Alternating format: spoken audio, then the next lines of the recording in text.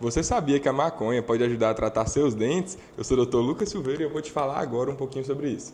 A maconha ela vai ser utilizada no tratamento para o bruxismo, que é nada mais nada menos do que a atividade repetitiva dos seus músculos mandibulares, que vão fazer você apertar ou ranger os dentes. O Centro Universitário de Valência, no Rio de Janeiro, fez uma pesquisa que constatou que o uso de THC pode ajudar a causar efeitos miorrelaxantes nos músculos da mastigação.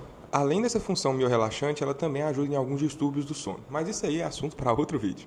Lembrando sempre que eu tô falando de remédio à base de maconha, tá? Eu não tô falando de fumar, não. Fumar faz mal, fumar faz câncer de boca, câncer de pulmão, entre outros problemas gravíssimos e fatais.